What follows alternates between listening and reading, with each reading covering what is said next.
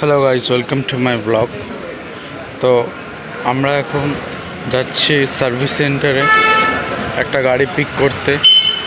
হাওড়া ময়দান থেকে আমার বাড়ি কাছেই ছিল, উইদিন 1 কিলোমিটার। এখন যাব সায়েন্স সিটি পেরিয়ে যাব, ঠিক আছে। কত কি পাবো না পাবো সেটা তোমরা লাস্টেই দেখতে পাবে। তো চলো যাওয়া যাক। তো তোমরা দেখতেই পাচ্ছ আমাকে স্কোডা গাড়ি দিয়েছে, একটা লাক্সারি গাড়ি এইটা। তো এই স্কোডা গাড়িটাকে নিয়ে আমি এখন যাব সার্ভিস সেন্টারে। কী প্রবলেম সেটা কাস্টমার সার্ভিস সেন্টারের সঙ্গে কথা বলে ডিসকাস করে নিয়েছে, আমি এখন নিয়ে যাব। ইন্টেরিয়রটা তোমরা দেখতেই পাচ্ছ কতটা সুন্দর একটা ইন্টেরিয়র, ঠিক আছে, খুবই কমফোর্ট। স্কোডা গাড়ি, এখানে ইঞ্জিন স্টার্টের বাটন কেমন স্টার্ট করে বলে দিচ্ছি। এখানে ব্রেক অ্যান্ড অ্যাক্সিলারেটর আছে, ক্লাচ পাবে না, ঠিক আছে। ব্রেকে ক্লিক করে রাখতে হবে, মানে প্রেস করতে হবে।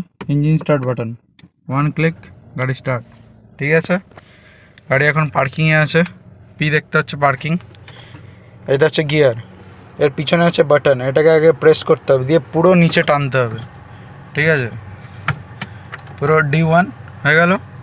এবার আস্তে আস্তে গাড়িকে ছেড়ে দাও, গাড়ি অটোমেটিক মুভ হবে, তোমাকে কিচ্ছু করতে হবে না, ঠিক আছে। গাড়ি অটোমেটিক যাবে। চলো, সুন্দর অ্যাম্বিয়েন্ট লাইট তোমরা দেখতে পাচ্ছ। এগুলো কাস্টমাইজ করা, ঠিক আছে। এটা কাস্টমাইজ করা, স্কোডা গাড়িতে এটা থাকে না, দেখাও যাচ্ছে কাস্টমাইজ, ঠিক আছে।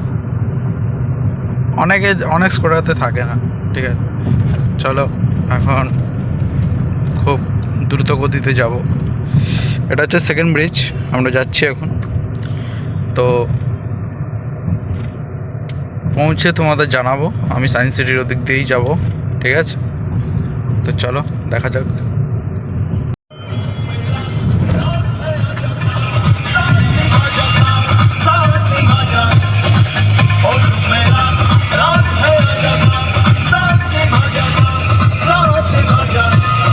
Second bridge guys, second bridge.